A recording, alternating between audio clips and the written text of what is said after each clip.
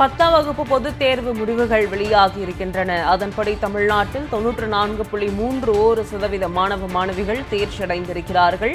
தேர்ச்சி விகிதத்தில் புதுக்கோட்டை மாவட்டம் 97.57% பெற்று முதலிடம் பிடித்திருக்கிறது. சென்னை மாவட்டம் 92.34% தேர்ச்சி பெற்று 29வது இடத்தில் உள்ளது. கடைசி இடத்தில் ராணிப்பேட்டை மாவட்டம் 56.58% தேர்ச்சி விகிதத்தில் இருக்கிறது.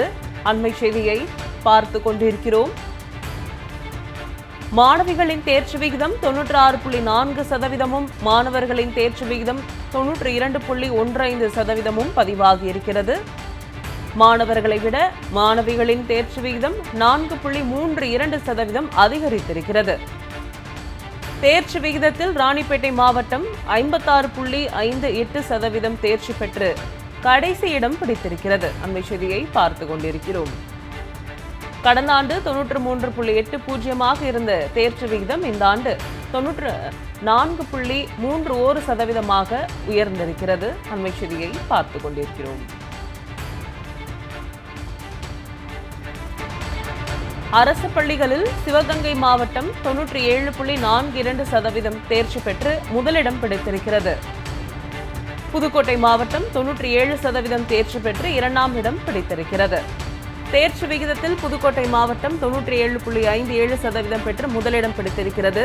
தேர்ச்சி விகிதத்தில் ராணிப்பேட்டை மாவட்டம் 56.58% தேர்ச்சி பெற்று கடைசி இடம் பிடித்திருக்கிறது.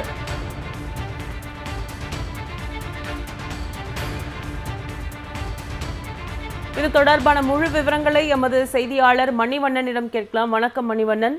10ஆம் வகுப்பு பொதுத் தேர்வு முடிவுகள் வெளியாகி இருக்கின்றன. விவரங்கள் என்ன பதிவு பண்ணலாம்? வணக்கம். 10ஆம் வகுப்பு பொதுத் தேர்வு முடிவுகள் வெளியாகி இருக்கிறது. தொடர்ந்து தேர்ச்சி பெற்றவர்களின் சதவீதம் என்பது அதிகரித்து வருகிறது.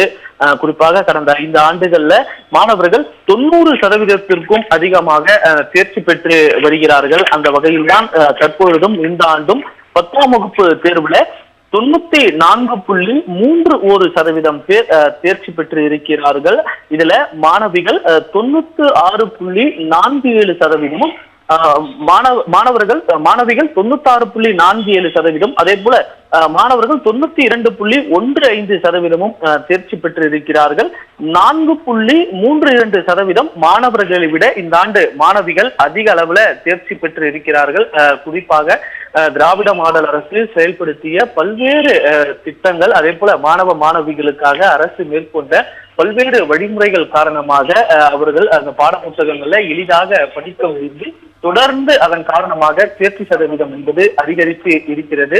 இந்த ஆண்டு பாத்தீங்கன்னா மார்ச் 11ஆம் தேதி முதல் ஏப்ரல் 6ஆம் தேதி வரை இந்த 10ஆம் வகுப்பு மாணவர்களுக்கான இந்த தேர்வு என்பது நடைபெற்றது. ஒட்டுமொத்தமாக 8,70,643 மாணவர்கள் தேர்வு எழுதியிருந்தார்கள்.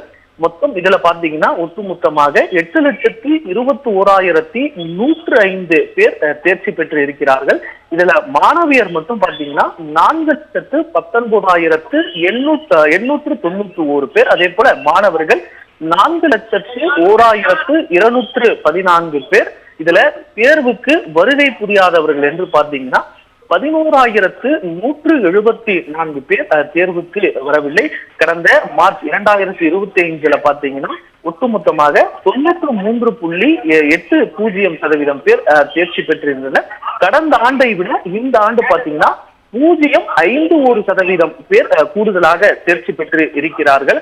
தமிழ்நாட்டுல தேர்வு எழுதிய மொத்த பள்ளிகளுடைய எண்ணிக்கை பாத்தீங்கன்னா 12,467. இதுல மேல்நிலை பள்ளிகள் 7,490 மாணவர்கள் தேர்வு எழுதினாங்க.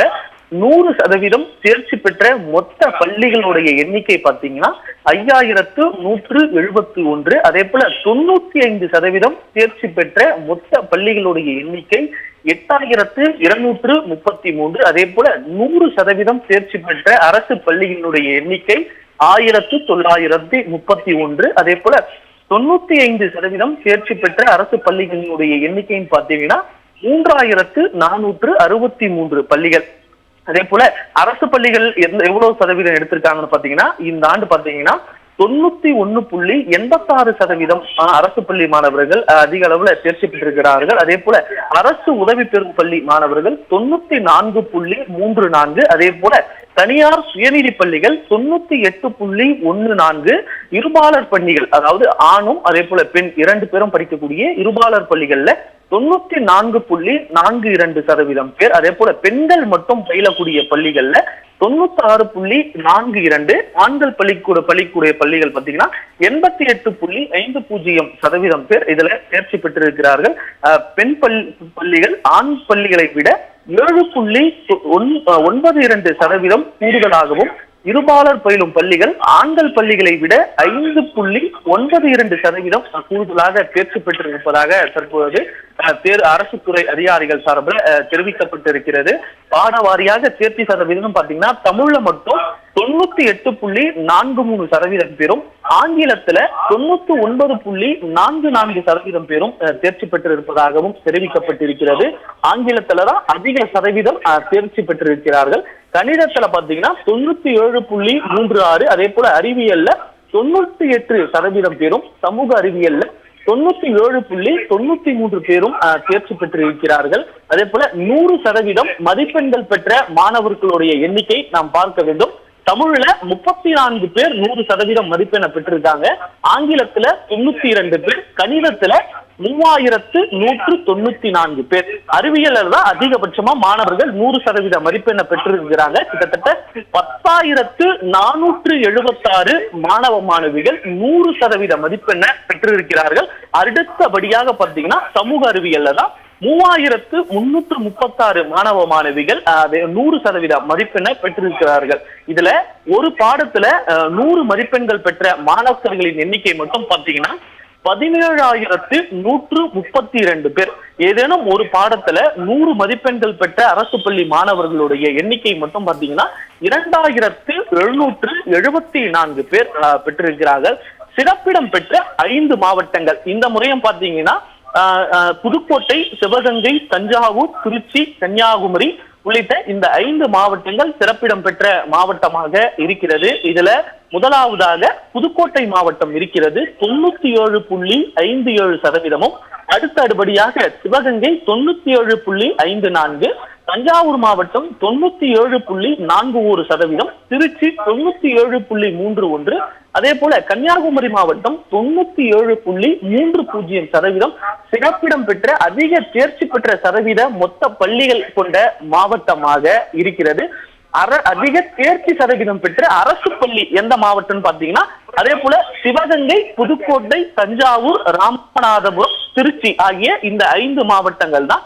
இந்த மாவட்டங்களுமே 95%க்கும் அதிகமான தேர்ச்சி சதவீதத்தை அரசு பள்ளிகள் பெற்றிருக்கிறார்கள்.